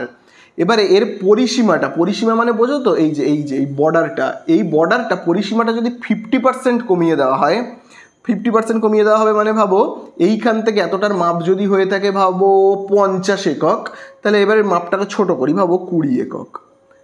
তাহলে ভাবো এইটা যদি হয় পুরোটা 50, ফিতে দিয়ে মাপার পর যদি দেখি 50, তাহলে আমি যদি ভাবো 50% কমিয়ে দিই, তাহলে ভাবো এইটার মাপ হবে কত 25, বোঝা গেল তো, এই ফিতেটার মাপ হবে ভাবো 25। তাহলে দেখো যেই পরিসীমা কমিয়ে দিলাম 50% কমিয়ে দিলাম, তাহলে ক্ষেত্রফলও কী হবে কমে যাবে, অনেকটাই কমে যাবে। দেখো এর ভেতরে যতটা জায়গা ছিল নিশ্চয়ই এইটার ভেতরে অনেকটা কম জায়গা, তাই না। তাহলে বোঝা গেল তো, ভাবো এটা যদি একটা ফিতে বা তার হয়, সেই তার দিয়ে ভাবো আমি একটা এরকম গোল পাকিয়েছি, এবার তারটার মাপ 50, মানে কি বৃত্তটার পরিসীমা বা পরিধি 50। এবারে এটাকে যদি আমি হাফ করি, 50% কমিয়ে দিই মানে হাফ করি, তাহলে ভাবো এইবারে এই যে তারটা, সেই তারটার মাপ কত হয়ে যাবে 25 হয়ে যাবে। তাহলে দেখো এর ভেতরে যতটা জায়গা ছিল এর ভেতরে তার থেকে অনেকটা কম জায়গা রয়েছে, কতটা কম জায়গা রয়েছে সেটাই কিন্তু জানতে চেয়েছে। তাহলে দেখো এক্ষেত্রে আমরা খুব ভালো করে দেখো ব্যাসার্ধকে কত ধরে নিয়েছি আর, তাহলে আমরা আবার লিখব মনে করি, ঠিক আছে, কোনো বৃত্তের ব্যাসার্ধ আর হলে কোনো বৃত্তের কি লিখবো আমরা ব্যাসার্ধ যদি আর হয়, ব্যাসার্ধ আর একক হলে কি লিখবো, আর একক হলে পরিধি কি হবে, আর একক হলে পরিধি কি হবে, তাহলে পরিধি হবে কিন্তু আমরা জানি পরিধির সূত্র কি 2 পাই আর, তাই না, একক লেখার জায়গা নেই বলে আমি এখানটায় লিখছি, ঠিক আছে। তাহলে কি হলো, পরিধি হলো 2πr। এবারে পরিধিটা এখানে আমি যেমন 50 ধরে নিয়েছি, এটা তো আমি আন্দাজ ধরে নিয়েছি, তাই না? এইখানে যেমন 50 ধরে নিয়েছি, এখানে তেমনি পরিধিটা আসলে কত, আসলে তার পরিধি 50 নয়, ওটা তো আমি আন্দাজে ধরে নিয়েছি। পরিধিটা হলো কি 2πr। এবার এই পরিধিটাকে কি করা হবে, অর্ধেক করা হবে, 50% কমিয়ে দেওয়া হবে। বোঝা গেল তো, 50% কমিয়ে দেওয়া হবে। তাহলে 50% কমে যাবে মানে কত হবে সেটা আমরা দেখি তো। তাহলে আমরা এখানে লিখব পরিধি 50% কমাবো। তো কমানোর আগে দেখি এইটার ক্ষেত্রফল কত, এইটার ক্ষেত্রফল কত। 50% পরে কমাবো। এই বৃত্তটার ব্যাসার্ধ যদি হয় আর, এই বৃত্তটার ব্যাসার্ধ যদি হয় আর, পরিধি যদি হয় 2πr, তাহলে এই বৃত্তটার ক্ষেত্রফল কত হবে? অবশ্যই ক্ষেত্রফল আমরা কি জানি, πr², তাই না? তাহলে পরিধি 2πr একক এবং ক্ষেত্রফলটা কত, ক্ষেত্রফলটা হলো কিন্তু πr² বর্গ একক। ঠিক আছে, এইবারে 50% পরিধিটাকে কমালে বৃত্তটা দেখতে এরকম ছোট্ট হয়ে যাবে। তখন দেখব এইটার ব্যাসার্ধ কত হচ্ছে। এইটার ব্যাসার্ধ যেমন আর, এইটার ব্যাসার্ধ কত জানি না তো আমি। ঠিক আছে, এইটার পরিধি যেমন হলো 2πr, এইটার পরিধি কত, এইটার পরিধি কত জানি না তো, সেটা তো বের করতে হবে। তাহলে আমরা এখানে লিখব কি, পরিধি 50% কমানো হচ্ছে, 50% হ্রাস পেলে হবে, 50% হ্রাস পেলে হবে, কত হবে দেখি তো। 50% হ্রাস পেলে খুব ভালো করে কিন্তু দেখবে। এবারে দেখো পরিধিটা কত আমরা জানি 2πr, তার কতটা হ্রাস পাচ্ছে, কতটা কমছে 50%। তাহলে 50% মানে কি লিখবো 100। তাহলে এই এতটা কমছে, এতটা কমে এখন কত হচ্ছে সেটা তো আমাকে জানতে হবে। বোঝা গেল কি বললাম? তাহলে দেখো কমছে এত। এবারে এইটার ব্যাসার্ধ তাহলে কত, এইটার পরিধি তাহলে কত হবে, এইটার পরিধি তাহলে কত হবে? দেখো আগে কমে যাচ্ছে এত, এবং সেইখান থেকে আমরা বিয়োগ করব আগের পরিধিটা কত ছিল। আগের পরিধি থেকে, আগের এই পরিধিটা অর্থাৎ 2πr থেকে এখন যতটা কমে যাচ্ছে সেইটাকে বিয়োগ করলে কিন্তু আমরা এই বৃত্তটার পরিধি পাবো। বোঝা গেল কি বললাম? তাহলে আবারও বলছি, আগের বৃত্তটার যে পরিধি ছিল, আগের বৃত্তটার দেখো পরিধি কত ছিল, দেখো এই দেখো এখানে লেখাই আছে, দেখো 2πr। সেই 2πr থেকে আমাকে বিয়োগ করতে হবে এখন কতটা কমে যাচ্ছে, অর্থাৎ 2πr × 50/100। ঠিক আছে, আগের পরিধি থেকে কতটা কমে যাচ্ছে বিয়োগ করলে আমি কি পাবো, এই বৃত্তটার পরিধি। বোঝা গেল তো, এই বৃত্তটার পরিধি। তাহলে চলো আমরা এবারে কাটাকুটি করি। হ্যাঁ, তাহলে এই হয়ে যাবে। তাহলে দেখো 50 × 50, 50 × 2 = 100। তারপরে দেখো এই 2 আর 2 কেটে গেল, তাহলে এখানে থাকছে কত 2πr মাইনাস, তারপরে কি থাকছে এখানে πr। তাহলে চলো বিয়োগ করি আমরা। এখানে দেখো 2 আর এখানে কিছু নেই মানে কি 1, তাহলে 2 থেকে 1 বিয়োগ করলে কি 1, তাই 1 আর লেখার দরকার নেই, শুধু πr। ঠিক আছে, পাশে আমরা লিখবো কি একক। তাহলে এখন পরিধি কত দাঁড়াচ্ছে, আগে যদি থাকতো 2πr, এখন পরিধি 50% কমে গেছে, তাহলে হবে কত, শুধু πr। বোঝা গেল তো? এইবারে এই πrটাকে না আমরা একটু চালাকি করে লিখবো। কেমনভাবে লিখবো খুব ভালো করে দেখো। তাহলে দেখো চালাকি করে আমরা কিভাবে লিখবো খুব ভালো করে দেখবে। πr যেমন আছে, শুধু কি করব দেখো, এই আর এর নিচে একটা 2 লিখবো আর এইখানে একটা 2 লিখবো। তার মানে কি 2 আর 2 কেটে গেল মানে কি শুধু তো সেই πrই রইলো, মানে এটাই রইলো, তাই না? তাহলে πrই আমি লিখলাম, শুধু হালকা একটু চালাকি করে লিখলাম। ঠিক আছে, শুধু আমি কি করলাম, হালকা একটু চালাকি করলাম। সেটা হলো πr যেমন আছে, শুধু আর এর নিচে 2 মানে 2 দিয়ে ভাগ, আবার 2 দিয়ে গুণ। তাহলে উপরে 2 নিচে 2 মানে কি 2 দুটো কেটে গেল, তাহলে শুধুমাত্র কি πrই পড়ে রইল। বোঝা গেল? কেন আমি এরকম করলাম, যাতে এই পুরোটাকে না, এইটাকে দেখতে কিছুটা হলেও এইটার মতো লাগে। ঠিক আছে, তাহলে এই যে বৃত্তটা, এই যে ছোট বৃত্তটার ব্যাসার্ধ, এই পরিধি কত, তাহলে 2πr/2 এরকম। তাহলে দেখতে কিছুটা একই হচ্ছে না? তাহলে দেখো এইখানে এই যে আরটা রয়েছে, এই যে এই আরটা থাকে, এইটা হলো কি এই বৃত্তটার ব্যাসার্ধ, তাই না? এই বৃত্তটার ব্যাসার্ধ, তাই না? খুব ভালো করে দেখো, এই যে যেমন এখানে দেখো রয়েছে আর, এইটা কি বৃত্তটার ব্যাসার্ধ। তাহলে একইভাবে এই বৃত্তটার ব্যাসার্ধ কত হবে, এই যে এই বৃত্তটার ব্যাসার্ধ কত হবে, তাহলে এই বৃত্তটার ব্যাসার্ধ, তাহলে এই বৃত্তটার ব্যাসার্ধ হবে এই যে r/2। এই বৃত্তটার ব্যাসার্ধ কত হবে, তাহলে হবে কিন্তু r/2। বোঝা গেল? এই বৃত্তটার পরিধি কি? এই বড় বৃত্তটার পরিধি হলো 2πr। তাহলে এই আরটা কি? এই আরটা হলো কি? ব্যাসার্ধ। তাহলে এই বৃত্তটার পরিধি কি? 2πr/2। তাহলে এই যে r/2টা আমরা দেখতে পাচ্ছি না, এই r/2, তাহলে এটাও হলো কি? এটার ব্যাসার্ধ। বোঝা গেল? তাহলে এই আমাদের হলো পরিধি। কতটা কমবে সেইটা আমি কিন্তু এখানে লিখলাম, ঠিক আছে? তাহলে এখানে আমরা কি লিখবো? একক। তাহলে আমরা পেয়েছি বড় বৃত্তের ব্যাসার্ধ, বড় বৃত্তের পরিধি, ছোট বৃত্তের ব্যাসার্ধ পেয়েছি, ছোট বৃত্তের পরিধি পেয়েছি। অ্যান্সারে কি জানতে চেয়েছে? বলে দিয়েছে এদের ক্ষেত্রফল শতকরা কত হ্রাস পাবে। তাহলে আগের বৃত্তটার ক্ষেত্রফল আমরা কত জানি? আগের বৃত্তটার ক্ষেত্রফল, এই বৃত্তটার ক্ষেত্রফল এই যে এইটা। আর এখন এই বৃত্তটার ক্ষেত্রফল কত সেটা কিন্তু আমি জানি না, তাহলে আমি বের করব। ঠিক আছে, ছোট বৃত্তটির ক্ষেত্রফল, ছোট বৃত্তটির ক্ষেত্রফল। তাহলে ছোট বৃত্তের ক্ষেত্রফল কি হবে তোমরাই আমাকে বলো। ক্ষেত্রফলের সূত্র আমরা কি জানি? πr², অর্থাৎ পাই ব্যাসার্ধের স্কোয়ার। তাহলে এইটার ব্যাসার্ধ কত? দেখো এটার ব্যাসার্ধ হলো r/2। তাহলে এখানে আমরা কি লিখবো? r/2 এর স্কোয়ার। তাহলে কত হচ্ছে? পাই যেমন আছে, ব্র্যাকেটটা উঠে গেলে স্কোয়ারটা একবার আর এর মাথায়, আরেকবার এই 2 এর মাথায়, মানে 4, তাই না? তাহলে খুব ভালো করে দেখো এবারে এইটার, এই যে ছোট্ট বৃত্তটা, এই ছোট্ট বৃত্তটার ক্ষেত্রফল কত পেলাম আমরা?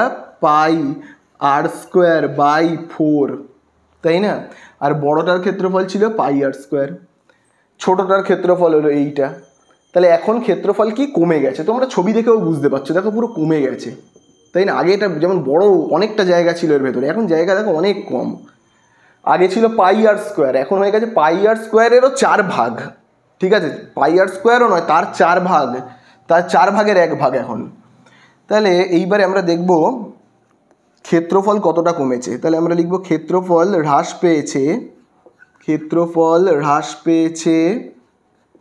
তাহলে ক্ষেত্রফল কতটা হ্রাস পেয়েছে খুব ভালো করে দেখো। আগে ক্ষেত্রফল কত ছিল? πr²। এখন ক্ষেত্রফল কত হয়েছে সেটাকে বিয়োগ করব, তাহলেই হয়ে যাবে πr²/4। ঠিক আছে, বিয়োগ করব তাহলেই হয়ে যাবে। এর নিচে কিছু নেই মানে কি? 1। তাহলে দেখো 1 আর 4-এর লসাগু কত হবে? 4। কোনাকুনি গুণ করি, দেখো 4-এর সঙ্গে এই যে πr²কে গুণ করলে কত হবে? 4πr²। আবার দেখো 1-এর সঙ্গে আমি যদি πr²কে গুণ করি তাহলে কত হবে? 1πr²। তাহলে এখানে আমরা পাচ্ছি কত? পাচ্ছি কিন্তু 4πr² থেকে যদি একটা πr²কে বিয়োগ করি তাহলে আমরা পাবো কত? 3πr²। আর নিচে 4 যেমন আছে। তাহলে আগের থেকে ক্ষেত্রফল তো কমে গেছেই। কতটা কমে গেছে? 3πr²/4, এতটা কমে গেছে। অ্যান্সারে জানতে চেয়েছে শতকরা কতটা কমে গেছে। তাহলে আমরা এখানে লিখব অতএব ক্ষেত্রফল শতকরা হ্রাস পেয়েছে, শতকরা হ্রাস পেয়েছে। তাহলে শতকরা কতটা হ্রাস পেয়েছে আমরা কি করে বের করব? খুব ভালো করে দেখো, দাগ কাটবো। তোমাদেরকে বলেছিলাম কীরকমভাবে বের করতে হয় শতকরা কতটা হ্রাস পেয়েছে, কী করে বের করতে হয়। যতটুকুনি কমে গেছে বা যতটুকুনি বেড়ে গেছে, যাই হয়ে যাক না কেন, ঠিক ততটুকুনিকে দাগের উপরে লিখবো। বোঝা গেল? যেহেতু এখানে একটু জায়গা কম আছে না, আমি এই জায়গাটাকে মুছে করছি, এই জায়গাটাকে মুছে আমি করছি। ঠিক আছে, তাহলে দেখো যতটুকুনি, খুব ভালো করে দেখবে, এখানে আমি সমান চিহ্নটা না আমি এইখানটাতে দিচ্ছি, জায়গা নেই তো আমি তাই জন্য এখানে দিচ্ছি। তাহলে আমি কি বললাম? যতটুকুনি কমে গেছে। কতটুকুনি কমে গেছে? এইটুকুনি কমে গেছে, এই যে 3πr²/4, এই এতটুকুনি কমে গেছে, সেটাকে লিখবো ওপরে। ঠিক আছে, সেটাকে লিখবো আমি কি? ওপরে 3πr²/4, তাকে লিখলাম ওপরে। এবার দাগ কেটে আমরা নিচে কি লিখবো? আগে কতটা ক্ষেত্রফল ছিল। দেখো আগে ক্ষেত্রফল ছিল এই দেখো πr², তাই না? আগে ক্ষেত্রফল ছিল, তাহলে সেইটাকে আমরা লিখবো নিচে। ইনটু কত করব? 100 করব, তাহলেই হয়ে যাবে। বোঝা গেল তো? তাহলে চলো এবারে ওপরে যতটুকুনি অংশ আছে আমি আগে লিখি, 3πr²/4। আর এর নিচে কিছু নেই মানে কি? 1। তাহলে এটাকে, এই অংশটাকে কি করব? উল্টে লিখব, অর্থাৎ ওপরে 1 আর নিচে কি? πr²। বোঝা গেল তো? এইবারে খুব ভালো করে দেখো, ইনটু এখানে কত করব? 100। তাহলে চলো কাটাকুটি করি আমরা। এখানে দেখো r² কাটবে, পাই কাটবে, 4 × 4, 4 দিয়ে আমরা যদি 100কে ভাগ করি তাহলে কত পাবো? পাবো কিন্তু 25। তাহলে 25 আর 3কে আমি যদি গুণ করি তাহলে কত হবে? 75। তাহলে এই তো হয়ে গেল অ্যান্সার। তাহলে আগের থেকে এখন ক্ষেত্রফল কতটা কমে গেল? কমে গেল কিন্তু 75, ঠিক আছে, পার্সেন্ট, 75%। তাহলে তোমরা কিন্তু এখানে অবশ্যই উত্তর লিখবে, এখানে উত্তর অবশ্যই কিন্তু তোমরা লিখবে। কি লিখবে? লিখবে কিন্তু বৃত্তাকার ক্ষেত্রের ক্ষেত্রফল শতকরা 75 হ্রাস পেয়েছে, ঠিক আছে। তাহলে এই হয়ে গেল। এবারে আমরা চলে যাব 27 দাগের 3-এ। তো দেখো এবারে আমরা করব 3-এর দাগের অঙ্কটা। তো দেখো 3-এর দাগের অঙ্কে বলে দিয়েছে একটা বৃত্তাকার ক্ষেত্রের ব্যাসার্ধের দৈর্ঘ্য r মিটার। তারপরে দেখো বলে দিয়েছে অন্য একটি বৃত্তাকার ক্ষেত্রের ব্যাসার্ধের দৈর্ঘ্য কত হলে তার ক্ষেত্রফল প্রথম বৃত্তের ক্ষেত্রফলের x গুণ হবে সেটা দেখি। তাহলে দেখো বলে দিয়েছে এখানে অঙ্কটা পড়ে আমরা যা বুঝলাম এখানে কিন্তু দুটো বৃত্ত রয়েছে। দেখো এই একটা বৃত্ত রয়েছে এবং এই একটা বৃত্ত রয়েছে, দুটো বৃত্ত। তাহলে দেখো এখানে বলে দিয়েছে একটি বৃত্তাকার ক্ষেত্রের ব্যাসার্ধের দৈর্ঘ্য r মিটার। একটা বৃত্তাকার ক্ষেত্রের ব্যাসার্ধের দৈর্ঘ্য কত দেখো বলে দিয়েছে r মিটার, ঠিক আছে। তারপরে দেখো বলে দিয়েছে অন্য একটি বৃত্তাকার ক্ষেত্রের ব্যাসার্ধের দৈর্ঘ্য কত হলে, এই বৃত্তাকার ক্ষেত্রটার ব্যাসার্ধের দৈর্ঘ্য যে কত সেটাই আমি জানি না, তাই জন্য আমি কী করলাম? জিজ্ঞাসা চিহ্ন দিলাম। আর যেহেতু জানি না তাহলে এর ব্যাসার্ধটা যে কত হবে, যেহেতু আমি জানি না তো আমি তাই জন্য এটাকে এ ধরে নিচ্ছি, ঠিক আছে। আমি এ ধরি বলে লিখছি। এই বৃত্তটার ব্যাসার্ধ যে কত হবে জানি না, তাই জন্য এটাকে আমি কী ধরে নিচ্ছি? এ বলে। তারপরে দেখো বলে দিয়েছে কত হলে তার ক্ষেত্রফল, অর্থাৎ এইটার ক্ষেত্রফল প্রথম বৃত্তের, অর্থাৎ এই বৃত্তের ক্ষেত্রফলের x গুণ হবে। তাহলে দেখো আমি প্রথম থেকে একবার দেখো এখানে লিখছি, দ্বিতীয় লাইনটা ফলো করবে। দেখো বলে দিয়েছে অন্য একটি বৃত্তাকার ক্ষেত্রের ব্যাসার্ধের দৈর্ঘ্য, অন্য একটি বৃত্তাকার ক্ষেত্রের ব্যাসার্ধের দৈর্ঘ্য কত হলে, এবারে দাগ দেবে এখান থেকে তার ক্ষেত্রফল, অর্থাৎ এইটার ক্ষেত্রফল, এইটার ক্ষেত্রফল তাহলে কত হবে? এইটার ক্ষেত্রফল তোমরাই বলো, এইটার ক্ষেত্রফল তাহলে হবে পাই। তারপরে আমরা কি জানি? r স্কোয়ার, আর মানে কি? ব্যাসার্ধের স্কোয়ার। এইটার ব্যাসার্ধ যে কত আমি তো জানি না, তাই জন্য আমি এটার ব্যাসার্ধকে ধরে নিয়েছি এই, ঠিক আছে। তাহলে দেখবে বলে দিয়েছে তার ক্ষেত্রফল মানে এইটার ক্ষেত্রফল প্রথম বৃত্তের, অর্থাৎ এই বৃত্তের ক্ষেত্রফলের, এই বৃত্তের ক্ষেত্রফল তাহলে কি হবে? হবে কিন্তু পাই r স্কোয়ার, ঠিক আছে। তাহলে প্রথম বৃত্তের ক্ষেত্রফলের, এই হলো প্রথম বৃত্ত, তার ক্ষেত্রফল কত? পাই r স্কোয়ার। ক্ষেত্রফলের কি বলে দিয়েছে? x গুণ হবে। তাহলে আমি এখানে একটা গুণ চিহ্ন দেব, দিয়ে এখানে আমি কি লিখবো? লিখবো কিন্তু x, ঠিক আছে। তো আশা করি এখানে তোমরা বুঝতে পারলে। তাহলে এখানে আমরা যেটা জানলাম সেটা হলো, এটা হলো প্রথম বৃত্ত, এটা হলো পরের বৃত্তটা। তাহলে এই দ্বিতীয় বৃত্তটার ক্ষেত্র, এই ব্যাসার্ধ কত জানতাম না, এটাকে আমি ধরে নিয়েছি এ। তাহলে আমরা প্রথমেই এখানে লিখবো মনে করি এইটাকে বলা হচ্ছে অন্য বৃত্ত, এটার নাম দিচ্ছে অন্য বৃত্ত। তাহলে আমরা লিখবো মনে করি অন্য বৃত্তের ব্যাসার্ধ, মনে করি অন্য বৃত্তের ব্যাসার্ধ কত? অন্য বৃত্তের ব্যাসার্ধ আর, আর নয়, এখানে আমরা ধরে নিচ্ছি অন্য বৃত্তের ব্যাসার্ধটা কি? এ একক, ঠিক আছে, এ একক। বোঝা গেল?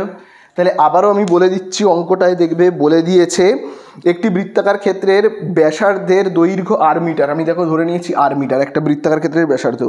অন্য বৃত্তের ব্যাসার্ধের দৈর্ঘ্য কত জানি না, তাই জন্য ধরে নিয়েছি এ।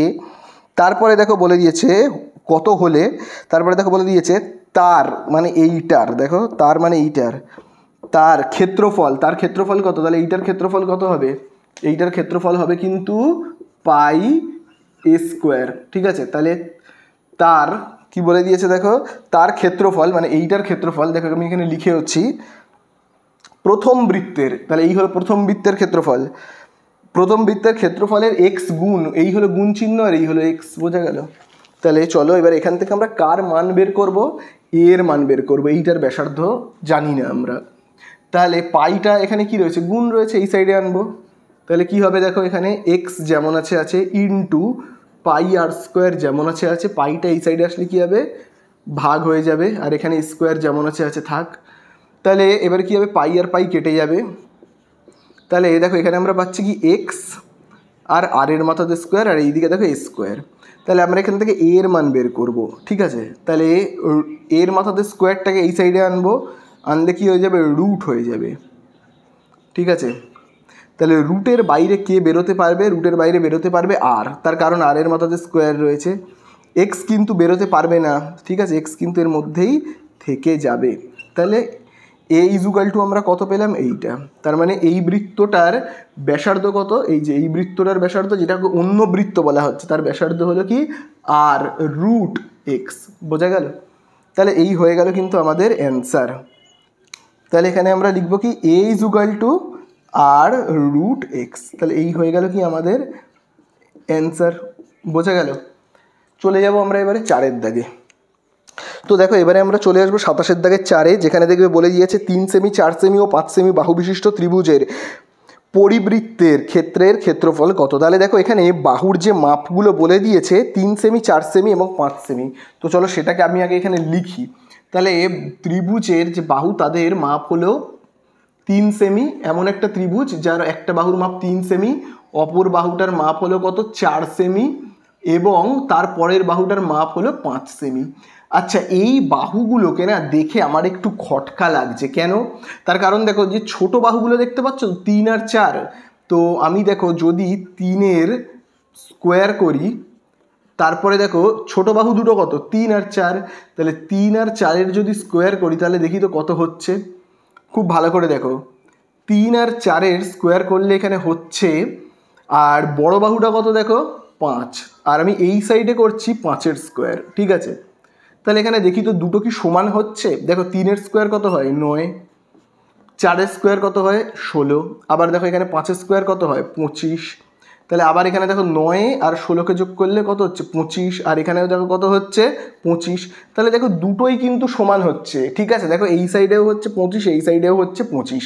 তাহলে এখান থেকে আমরা কি বলতে পারি, ছোট দুটো বাহুর বর্গের, বর্গের মানে বুঝতে পেরেছো তো, স্কোয়ারের, ছোট দুটো বাহুর বর্গের যোগফল বড় বাহুটার বর্গের দেখো পুরো সমান হচ্ছে, তাই না? তাহলে যদি ছোট দুটো বাহুর বর্গের যোগফল বড় বাহুটার বর্গের সমান হয়, তাহলে এই ধরনের ত্রিভুজকে, এই ধরনের বাহু বিশিষ্ট ত্রিভুজকে আমরা কি ত্রিভুজ বলবো, বলবো কিন্তু সমকোণী ত্রিভুজ। তার কারণ হলো দেখো এই যে বড় বাহুটা, এটাকে আমরা কি বলতে পারি, অতিভুজ বলতে পারি, তাই না? এটাকে আমরা কি বলতে পারি, অতিভুজ। দেখো অতিভুজের স্কোয়ার সমান সমান, এটাকে আমি লম্ব ধরতে পারি বা এটাকেও ধরতে পারি, যেটা ইচ্ছা। তো আমি এটাকেই লিখছি লম্ব বলে, লম্ব, লম্বর স্কোয়ার প্লাস 4টাকে আমি ধরে নিচ্ছি কি ভূমি। তাহলে দেখো সমান হচ্ছে না, তোমরা খুব ভালো করে দেখো, এই দেখো লম্বর স্কোয়ার ভূমি স্কোয়ার করলে যা পাবো, অতিভুজের স্কোয়ার করলেও ওই একই পাবো। তাহলে এখান থেকে আমরা কি ধারণা করতে পারছি, যে এটা হলো একটা কি সমকোণী ত্রিভুজ। ঠিক আছে, তাহলে এখান থেকে আমরা লিখতে পারি, অর্থাৎ এটি একটি সমকোণী ত্রিভুজ, এটি একটি সমকোণী ত্রিভুজ, এটি একটি সমকোণী ত্রিভুজ, এখান থেকে আমরা লিখতে পারি, তাই তো। যেহেতু আমরা কি বলতে পারি, যেহেতু আমি এখানে লিখছি দেখো, যেহেতু 5-এর স্কোয়ার সমান সমান 3-এর স্কোয়ার প্লাস 4-এর স্কোয়ার, অর্থাৎ এটি একটি সমকোণী ত্রিভুজ। তো এইবারে এটা লেখার পরে না ওপরের এই জায়গাটাকে তোমরা মুছে দেবে। ঠিক আছে, আমি এখানে মুছে দিচ্ছি, এটা লেখার আর কোনো দরকার নেই। তোমরা আশা করি বুঝে গেছো যে ভূমি স্কোয়ার প্লাস লম্ব, ভূমি স্কোয়ার সমান সমান কি লম্ব স্কোয়ার প্লাস, তাহলে তোমরা বুঝে গেছো যে অতিভুজের স্কোয়ার প্লাস কি হলো ভূমি স্কোয়ার প্লাস লম্ব স্কোয়ার, এরকমভাবে তোমরা বুঝতে পেরে গেছো। অর্থাৎ এটি হলো একটি সমকোণী ত্রিভুজ। এইবারে দেখো আমরা ছবিটাকে আঁকবো, যেখানে দেখো বলে দিয়েছে 3 সেমি 4 সেমি 5 সেমি বাহু বিশিষ্ট ত্রিভুজের পরিকেন্দ্র। ঠিক আছে, তাহলে ত্রিভুজটা দেখতে কেমন, ত্রিভুজটা হলো সমকোণী ত্রিভুজ, অর্থাৎ ত্রিভুজটা দেখতে হলো এই রকম ধরনের, খুব ভালো করে দেখবে এই রকম ধরনের ত্রিভুজটা। ঠিক আছে, সমকোণী ত্রিভুজ। এবারে এরকমভাবে আমরা একটা বৃত্ত আঁকবো। ঠিক আছে, এই হলো একটা বৃত্ত। ঠিক আছে, তাহলে এই বাহুটাকে আমি ধরে নিতে পারি 4 বা 3ও ধরতে পারো, যা ইচ্ছা। এই বাহুটাকে আমি ধরে নিচ্ছি কি 3, আর এই বাহুটা হলো কত, এই যে ভাবো আমি যদি নাম দিই এ, এই জায়গাটায় নাম দিচ্ছি বি, আর এই জায়গাটায় নাম দিচ্ছি সি। তাহলে এই বাহুটার মাপ হলো 3, এই বাহুটার মাপ হলো 4, তাহলে এ থেকে সি এর মাপ কত এ থেকে সি এর মাপ হলো কত তাহলে 5। খুব ভালো করে কিন্তু তোমরা দেখবে এই যে অতিভুজ, এই অতিভুজের যেটা হবে মধ্যবিন্দু, এই অতিভুজের যেটা মধ্যবিন্দু সেটাই হলো কিন্তু এই বৃত্তের কেন্দ্র, সেটাই হবে কিন্তু এই বৃত্তের কেন্দ্র। বোঝা গেল? তাহলে এইটাকে আমাদেরকে আগে একটু লিখে নিতে হবে। তাহলে এটাকে আমরা কি বলে লিখব? লিখব সমকোণী, লিখব কি সমকোণী ত্রিভুজের, সমকোণী ত্রিভুজের পরিবৃত্তের কেন্দ্র। ঠিক আছে, সমকোণী ত্রিভুজের পরিবৃত্তের কেন্দ্র কি হবে? সমকোণী ত্রিভুজের পরিবৃত্তের কেন্দ্র, সমকোণী ত্রিভুজের পরিবৃত্তের কেন্দ্র হবে অতিভুজের মধ্যবিন্দু। ঠিক আছে, অতিভুজের কি হবে? অতিভুজের মধ্যবিন্দু। তাহলে তোমরা আশা করি বুঝতে পারলে ব্যাপারটা, যে অতিভুজের যেটা মধ্যবিন্দু সেটাই হলো বৃত্তের কেন্দ্র। আবারও বলছি, অতিভুজের যেটা হবে মধ্যবিন্দু সেটাই হবে কি? এই বৃত্তটার কেন্দ্র। ঠিক আছে, বোঝা গেল তো? তাহলে এইটা যদি হয় কেন্দ্র, তাহলে কেন্দ্র থেকে তাহলে এই পুরোটার মাপ কত? অতিভুজের মাপ হলো কিন্তু 5, মনে রাখবে 5। ঠিক আছে, তাহলে এবারে খুব ভালো করে দেখো, কেন্দ্রের ওপর দিয়ে যে সরলরেখা বৃত্তের এই সাইড, এই পরিধি থেকে এই পরিধি পর্যন্ত পুরো যায়, এই পরিধি থেকে এই পরিধি পর্যন্ত যে সরলরেখা কেন্দ্রের ওপর দিয়ে যায় তাকে আমরা কি বলি? বৃত্তের ব্যাস। ঠিক আছে, তাহলে এই লাইনটা হলো কি? বৃত্তের ব্যাস। ঠিক আছে, এটা যেমন অতিভুজ ত্রিভুজের, তেমন এটা হলো বৃত্তের ব্যাস। তাহলে বৃত্তের ব্যাস যদি হয় 5, তাহলে ব্যাসার্ধ অর্থাৎ এইখান থেকে এইভাবে এতটা কত? তোমরাই বলো। তাহলে এইখান থেকে এতটা হবে কত? 2.5 হবে, তাই না? তাহলে আমরা এখানে লিখব বৃত্তটির, আমরা এখানে তাহলে কি লিখব? বৃত্তটির ব্যাসার্ধ। তাহলে আমরা এখানে লিখব বৃত্তটির ব্যাসার্ধ। তাহলে ব্যাসার্ধ কত হবে? বৃত্তটির ব্যাসার্ধ হবে কিন্তু 5/2। ঠিক আছে, 5/2 সেমি। বোঝা গেল? আর আমি 2.5 করছি না, একেবারে শুধু লিখলাম কি 5/2 সেমি। তাহলে এবারে অ্যান্সারে কি জানতে চেয়েছে? পরিবৃত্তের ক্ষেত্রফল। তাহলে আমরা এখানে লিখব যে পরিবৃত্তের ক্ষেত্রফল। তাহলে ক্ষেত্রফল কত হবে? বৃত্তের ক্ষেত্রফলের সূত্র আমরা কি জানি? পাই আর স্কোয়ার। তাহলে পাই এর জায়গাতে আমরা কি বসাবো? 22/7। ঠিক আছে, আর এর জায়গাতে আমরা কি বসাবো? আর মানে ব্যাসার্ধ। তাহলে ব্যাসার্ধ কত বের করলাম? দেখো 5/2। তাহলে 5/2 এর কি লিখবো? স্কোয়ার। তাহলে দেখি কত হচ্ছে, আমরা এখানে কত পাচ্ছি? 22/7 যেমন আছে। স্কোয়ারটা 5-এর মাথায় বসলে কত হবে? 25। 2-এর মাথায় বসলে কত হবে? 4। 2 দিয়ে কাটাকুটি করি, 2 দুগুণে 4। আবার দেখো 22কে 2 দিয়ে ভাগ করলে কত হবে? 11। তাহলে দেখো আমরা এখানে পাচ্ছি কত? আমি যদি এবার এই সাইডে করি, তাহলে দেখো এখানে পাচ্ছি 7 আর 2 গুণ করলে 14। 11 আর 25কে গুণ করলে কত হয় দেখি তো? 25 আর 11কে যদি আমি গুণ করি হবে 25। আবার দেখো এখানে হবে 25, অর্থাৎ 275, তাই না? 275। তাহলে এটাকে আমি এবার মিশ্র ভগ্নাংশে পরিণত করি তো, দেখি তো কত হয় মিশ্র ভগ্নাংশে পরিণত করলে। তাহলে দেখো হবে 14 × 14 বিয়োগ করলে দেখো কত হবে? 13। ওপর থেকে নামবে কত? 5, তাই তো? 135। তাহলে 14/9 দেখি কত হয়? তাহলে দেখো 14/9 আমরা জানি হয় 126, তাই তো? তাহলে 14/9 হয় 126। তাহলে কত হলো এখানে? 126 যদি হয় তাহলে হবে এখানে 9। তাহলে এই 9টাকে আমরা কোথায় লিখবো? এইখানে। আর 14টাকে লিখবো এইখানে। আচ্ছা, 3টাকে একটু সাইড করে এখানে লিখছি। হ্যাঁ, তাহলে এই কিন্তু হয়ে গেল আমাদের কি? ক্ষেত্রফল। মানে এই যে বৃত্তটা তোমরা দেখতে পাচ্ছ তো, এই বৃত্তটার ক্ষেত্রফল হলো কত? 19 × 9/14 বর্গ সেমি।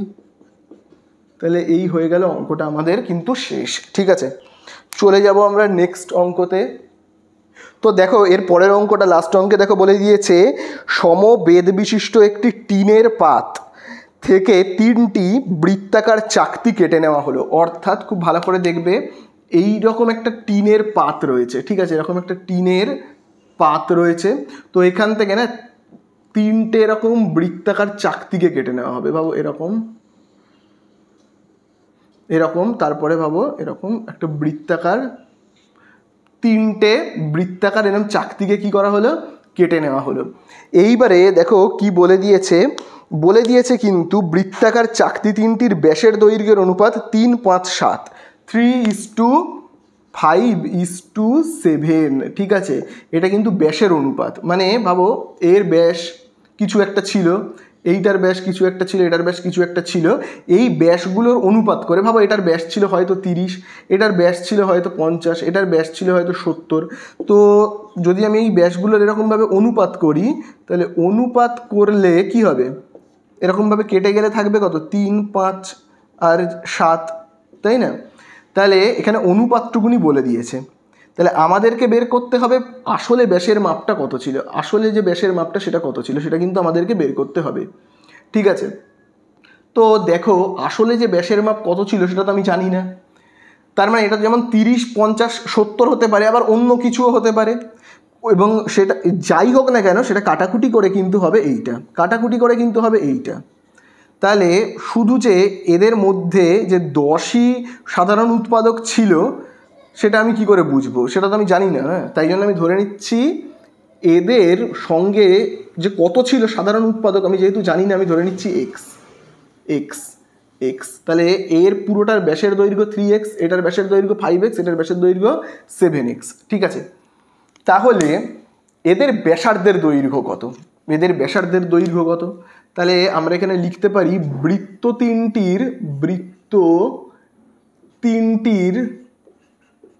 তিনটির ব্যাসার্ধ। তাহলে বৃত্ত তিনটির ব্যাসার্ধ কত, প্রথমটার ব্যাসার্ধ কত, প্রথমটার ব্যাসার্ধ হলো, ব্যাস যদি হয় 3x তাহলে ব্যাসার্ধ কত হবে, /2। এবার এই বৃত্তটার ব্যাসার্ধ কত, ব্যাস যদি হয় 5x তাহলে ব্যাসার্ধ কত হবে, 5x/2। এর ব্যাস যদি হয় 7x তাহলে ব্যাসার্ধ কত হবে, 7x/2, ঠিক আছে। পাশে আমরা কি লিখবো, x = ধ্রুবক, ঠিক আছে। এটাকে জাস্ট একটু লিখে রাখবে। তাহলে আমরা প্রত্যেকের ব্যাসার্ধ পেয়ে গেছি। এইটার ব্যাসার্ধ হলো কত, 3x/2, আমি এখানে লিখতে পারি ব্যাসার্ধ তার মানে কত, 3x/2। এইটার ব্যাসার্ধ কত, এইটার ব্যাসার্ধ হলো 5x/2, এটার ব্যাসার্ধ কত, 5x/2, আর এইটার ব্যাসার্ধ কত, এইটার ব্যাসার্ধ হলো কিন্তু 7x/2, বোঝা গেল তো। এবারে অ্যান্সারে কি জানতে চেয়েছে, তাদের ওজনের অনুপাত। তাহলে ওজনের অনুপাত বের করব মানেই আমরা কি করব, কিন্তু এদের ক্ষেত্রফলের অনুপাত, ঠিক আছে। তাহলে এখানে আমরা এরকমভাবে লিখব বৃত্ত তিনটির ক্ষেত্রফলের অনুপাত, বৃত্ত তিনটির লিখব ক্ষেত্রফলের অনুপাত। তাহলে ক্ষেত্রফলের অনুপাত মানেই কি, ওজনের অনুপাত হয়ে যাবে, ঠিক আছে। তাহলে লিখব বৃত্ত তিনটির ক্ষেত্রফলের অনুপাত। তাহলে ক্ষেত্রফলের অনুপাত কি হবে তোমরাই আমাকে বলো। ক্ষেত্রফল কি, এই বৃত্তটার ক্ষেত্রফল কি হবে, πr², আর মানে কি ব্যাসার্ধের স্কোয়ার। তাহলে ব্যাসার্ধ দেখো এখানে কত রয়েছে, 3x/2, তার মাথায় দেবো স্কোয়ার, বোঝা গেল। আবার দেখো এই বৃত্তটার ক্ষেত্রফল কি হবে, πr², আর মানে কি ব্যাসার্ধের স্কোয়ার, এই হলো ব্যাসার্ধ, 5x/2, তার মাথাতে দেবো স্কোয়ার। তারপরে দেখবে এই বৃত্তটার ক্ষেত্রফল কি হবে, πr² মানে ব্যাসার্ধের স্কোয়ার, ব্যাসার্ধ কত, 7x/2, তার স্কোয়ার, বোঝা গেল তো। তাহলে দেখো খুব ভালো করে, প্রত্যেকটা জায়গা থেকে পাই কেটে যাবে, ব্র্যাকেট তুললে স্কোয়ারটা 3-এর মাথায় অর্থাৎ 9, তারপর x-এর মাথায়, তারপর 2-এর মাথায়, 2-এর মাথায় বসলে কত হবে, 4। আবার একইভাবে দেখো এই যে ব্র্যাকেটটা উঠলে স্কোয়ারটা 5-এর মাথায়, x-এর মাথায়, 2-এর মাথায়, 5-এর মাথায় বসলে 25, x-এর মাথায় বসলে কত হবে, x-এর মাথাতে বসলে স্কোয়ার, 2-এর মাথাতে বসলে হবে 4। আবার একইভাবে দেখো স্কোয়ারটা 7-এর মাথায় অর্থাৎ 49, x-এর মাথায় মানে x-এর স্কোয়ার, আর 2-এর মাথায় বসলে কত হবে, 4। তাহলে তিনটে জায়গা থেকে 4 4 কেটে গেল, এখানে x² যদি কেটে যায় পড়ে থাকবে 9, 25 আর 49, 9 কত, 25 কত, 49। তাহলে এই হয়ে গেল অ্যান্সার, বোঝা গেল। তাহলে বৃত্ত তিনটির ক্ষেত্রফলের অনুপাতও যা, ওজনের অনুপাতও কিন্তু ওই একই, বোঝা গেল। তাহলে এই হয়ে গেল আমাদের অঙ্কগুলো শেষ।